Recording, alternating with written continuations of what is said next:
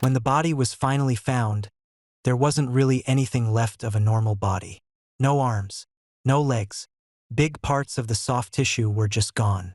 Her hair had been ripped out right down to the skin, the scalp basically scraped raw. What they were looking at wasn't just bad, it was horrific. A total disaster. And right there, everyone started asking the same questions. Where was the police? Where were the checkpoints? Who was actually in charge of this place? In the end, the punishment that should have happened through the courts never did.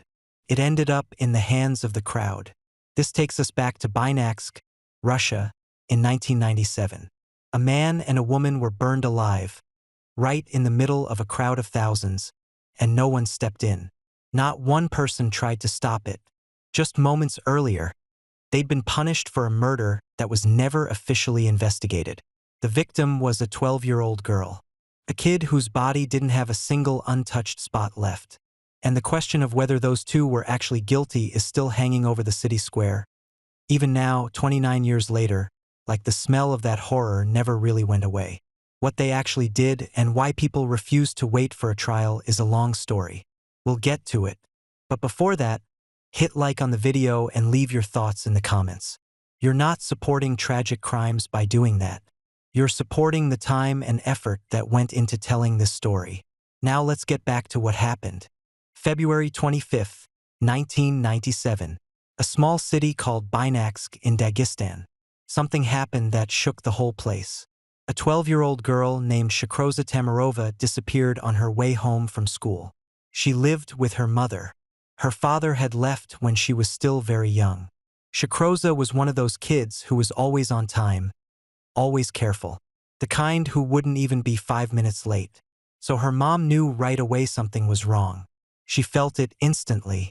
The first person she called was her brother, a man with connections to one of the local officials. Together, they went to the school. Teachers said Shkroza had left after class and started walking home like she always did. But somewhere along the way, she vanished. From that moment on, no one saw her again. A few hours later, the police were called. Fear spread fast through the city.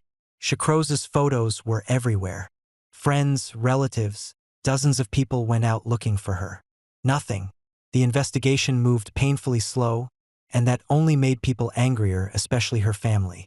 From the very beginning, both the family and the police believed this was a kidnapping, possibly done by someone disturbed. Back then, cases like this weren't rare. Police put together a list of people who'd been convicted of sexual offenses before. One name stood out pretty fast: Gajiev. The fact that he had a record was enough for some people to treat it as proof. Shkroza's uncle, using his connections, got access to that suspect list, completely breaking the secrecy of the case. That same day, local officers were out on the streets, asking anyone who might have seen something. It went nowhere. No one had. And that's when the rumors kicked off. People started saying the girl had been taken by black transplantologists, organ traffickers. At the time, a popular local crime show called Serena was running episodes about the black market for human organs. That evening, Shkroza's photo was shown on the program, and the host asked anyone with information to contact the police or the family. After that, the organ trafficking rumor spread like wildfire.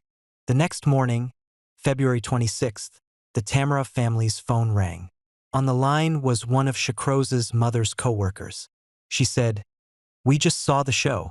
My husband thinks he recognizes the girl. He didn't know she was your daughter." That's how the first witness came forward. Shkroza's mother worked for the city heating company. The witness was a former driver for the company's director. That day, he was waiting for his boss on Kirov Street when he saw Shkroza walk out of school number 1 and head home like always. Behind her, a white Zaporozhets was moving slowly. Near the mosque on Tchaikovsky Street, just a few steps away, the driver pulled up and got the girl into the car. At first, Shkroza resisted. Then the driver talked her into it. The car drove off and the witness followed them down Tchaikovsky Street. Shkroza was sitting in the back seat, clearly terrified. You could see it in her eyes. It was a strange moment because the kid was clearly terrified. At one intersection, the car left the city and turned toward the village of Manasol. After that, no one ever saw Shikroza alive again. And here's the big question. The man who felt something was off, who even followed the car for a bit, why didn't he call the police? Later on, he couldn't really give a convincing answer himself. Now let's rewind. Fall of 1989. Gajimurad Gajiev comes back home from the army. Right after finishing school, like most guys his age, he'd gone straight into military service. He was a young man with a cold, unreadable look. Didn't really stand out. But in the neighborhood on Ostrovsky Street, people said he was a bit strange.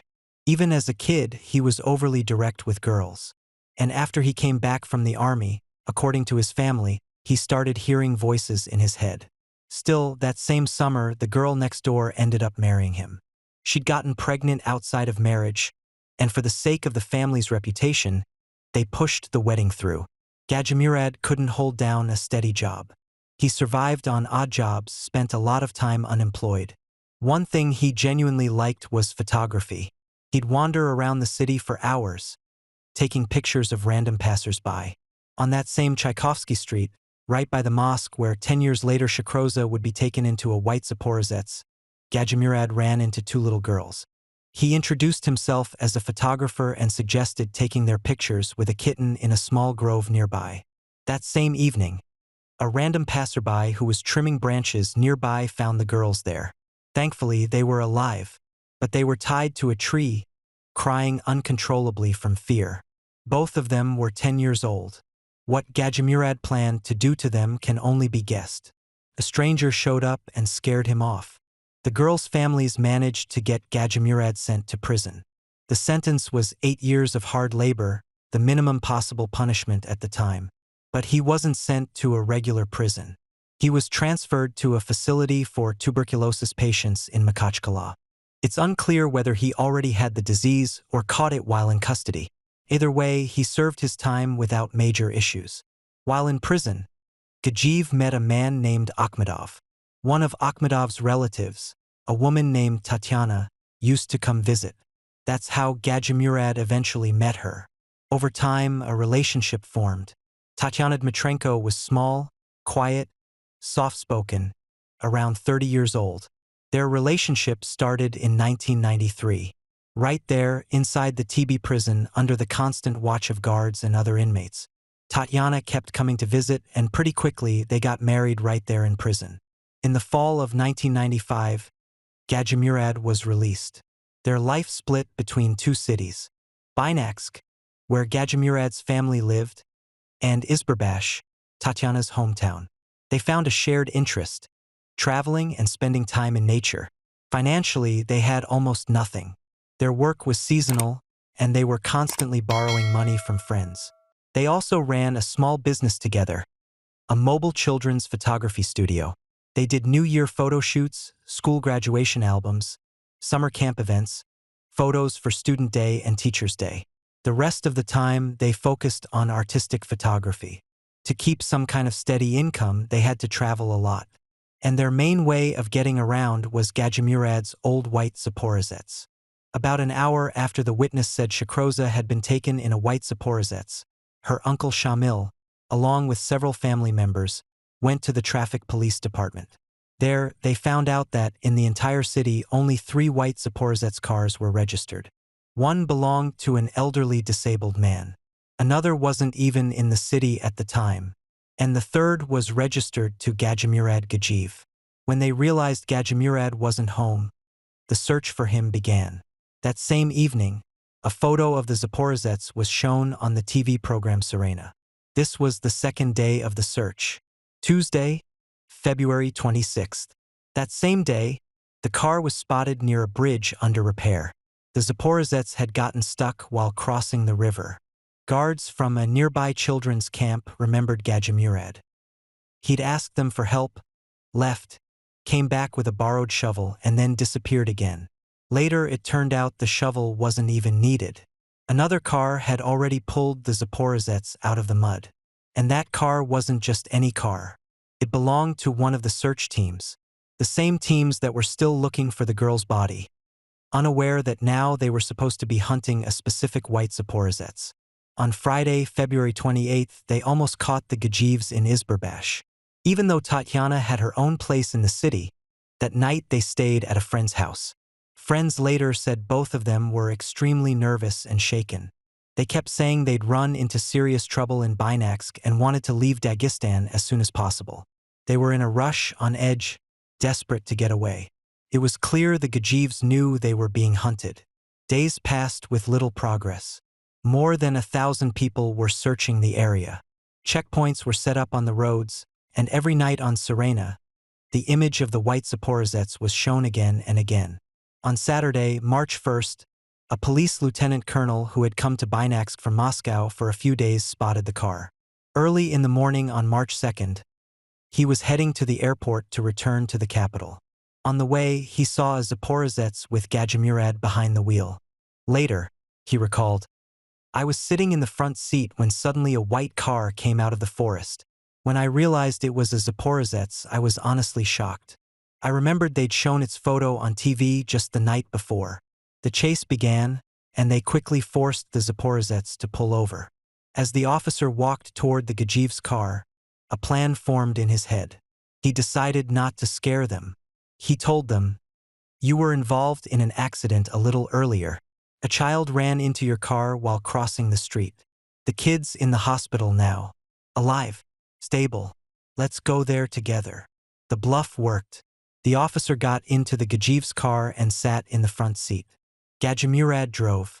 Tatyana sat in the back. Slowly, they headed toward Buynaksk. During the drive, the Gajievs seemed relatively calm. Tatyana was lost in her thoughts. Gajimurad looked confused, slightly disoriented. The officer kept the conversation on neutral topics. After about 40 minutes, they reached an area filled with patrol cars. As soon as the Zaporozhets came into view, Shakroza's uncle Shamil ran toward it. He opened the door and almost immediately forced Gajimurad into the back seat.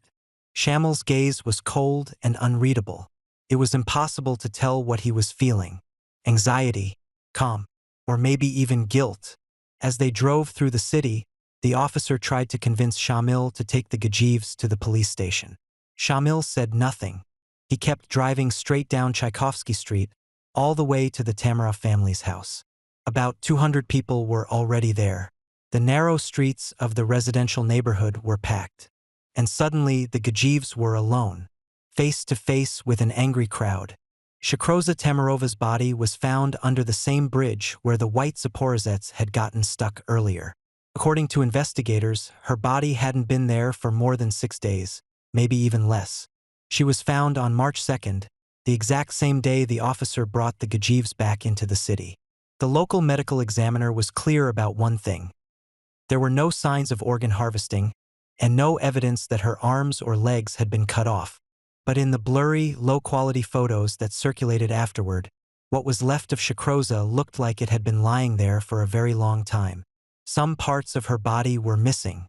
Doctors said those injuries were most likely caused by large wild animals, things like jackals or wolves. Several forensic experts backed that up, saying the pattern of the damage matched animal attacks, especially wolves. The people of the city didn't buy it. They said there were no wolves, no dangerous predators living in that area.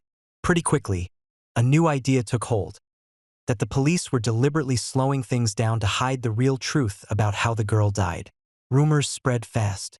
People started saying Shakroza had fallen victim to a criminal network that kidnapped children and sold their organs. There are also different versions of how her body was actually found. One account comes from a guard at the Cosmos children's camp. He said after a mudslide on a steep slope, the ground shifted and a hand appeared from under the dirt. Dogs picked up the scent from that hand, and that's how the search teams reached the remains.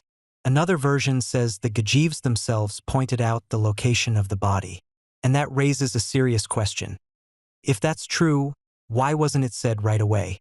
Another major piece of evidence against the Gajievs was a confession. But how that confession was obtained matters. First, the couple were held for some time inside the Tamarov family's home in Buynaksk. Gajimurad was beaten badly, but he didn't admit to the murder. Tatyana, clearly terrified, stayed silent. After that, Gajimurad was subjected to harsher torture, Yet, according to accounts, he still didn't confess. That's when Shamil used a calculated psychological trick. He later described it himself. We put Gajiev in a room with 2 guards. Tatyana was in the next room with 2 others. Then we went to him. I told the guards, he's dead.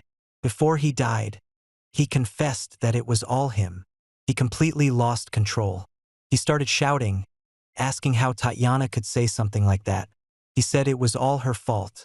Then we immediately went into Tatyana's room and told her, he's dead. Before he died, he said you were the killer. She started smashing her head against the wall, screaming, saying, how could he betray me like that? And that's how the truth came out. On top of that, there was another alleged confession from Gajimurad, supposedly recorded after an interrogation. But that videotape was never accepted as evidence. Neither the prosecutor's office nor the police had ever actually seen it. The families say the video did exist, but it was deliberately destroyed to keep the names of people who were with Gajiev at the time from coming out. Nothing was ever released about whether Tatyana appeared in that video. In interrogations with relatives, Gajiev reportedly said he had kidnapped the girl to assault her. According to his own claim, he kept Shikroza hidden the entire time in the front part of the Zaporozhets, under the hood, drugging her with sleeping pills so she wouldn't wake up. He said that after doing what he intended, he planned to let her go. But then he panicked. They were neighbors, and he was afraid she might recognize him. He claimed he was afraid to kill her, because he knew if the body was found, the families would tear him apart. None of the details of this confession were ever preserved in a way that could be verified. It's not even clear whether this confession really existed at all, because other versions of the story contradict it. One version of the story says the Gajievs actually confessed right there at the scene, that they'd turned Shikroza's body into kebab, eaten it with cognac, cut her up and cooked it. Near the body, people found a fire pit and a half-empty bottle. The locals completely rejected what the experts were saying about animals eating the body. Their argument was simple. Predators usually go for the eyes, the tongue, the soft tissue first. But those parts were untouched. What was gone was the skin on the front of the body. Another rumor said a wealthy man had hired the Gajievs to collect children's organs. Still, if Gajimurad really was guilty, the most likely motive was sexual. The same one he'd already acted on years earlier. When people talk about why Tatyana and Gajimurad were considered guilty, 3 main points always come up. First, an employee from the city heating company saw Shikroza get into the Zaporozhets. Second, a camp guard saw that same car near the spot where the body was later found. In none of these accounts does Tatyana play a direct role. Even the prosecutor criminologist in Buynaksk told a newspaper there was evidence against Gajimurad, but nothing concrete against his wife. The third point was what they found in the basement of their home. Biological traces linked to the girl, and a camera containing not just photos of Shikroza, but many pictures of other children as well. There was also another claim that was never officially confirmed, but was mentioned by a former Interior Ministry employee, that Shikroza had been kidnapped for organ transplantation. People said children's bodies with missing organs had been found in Buynaksk before, and that she was supposedly the 12th case. Tatyana, the suspect's wife, worked at a hospital as a pathologist. The one thing that was never figured out was who the organs were meant for. Every time the trail led to the airport, and each time a different group picked up the container. On April 16, 1997, Russia was supposed to stop carrying out the death penalty. About a month and a half before that, on March 3rd, Gajimurad was dragged into a yard and beaten in front of everyone. Shamil later said, "There were about 5 of them. I knew killing him was forbidden. I ran over, threw myself on top of him, and yelled, 'Stop! Don't kill him.' They beat me too, but I reacted on instinct and saved his life." Later, police forces entered the village. Shamil said the people told them, "We won't hand him over. We handed him over once, and 8 years later he did this to our child. You want us to do it again?" On March 4th, the couple were taken toward Buynaksk. There were no police checkpoints on the roads. From the moment they left, it was clear this wasn't about justice anymore. It was about settling accounts. Gasoline cans were already in the cars. The Gajievs were brought into the city square in a UAZ. They were half unconscious. There wasn't a single untouched spot on Tatyana's body. As they were pulled out of the vehicle, they said goodbye to each other. They said, "I love you." Then gasoline was poured over them, and they were set on fire. They didn't scream. They just moaned. Police officers were there. They didn't intervene. People stood and watched. Some of them started filming. After it was over, most of the tapes were collected, but not all of them. And that's how an NTV journalist aired the footage that same night. In a small republic, everything is close, everything overlaps. The same forensic doctor examined both the girl's body and the bodies of the Gajievs. His conclusion was that there wasn't a single intact area left on the couple's bodies, and that the fact they'd even survived long enough to reach the so-called People's Court was a miracle. That report was later published in a newspaper. The Gajiev family's white Zaporozhets was destroyed on the outskirts of Buynaksk, near the apricot orchards. When people in Buynaksk are asked why they believe they did the right thing, their answer is simple. The Gajievs were guilty, and they deserved punishment. Even 30 years later, no one in the city doubts their guilt. The case never reached a formal verdict. The families are still convinced the girl was kidnapped for organ trafficking. They say they had proof, but officially no evidence was ever recorded. And so the questions remain. What was used to cut the girl's skin and flesh? If parts of her were eaten, how? How exactly was she killed? And was Shakroz's DNA really found in the Gajiev's car or not? That's why this case is still wrapped in uncertainty.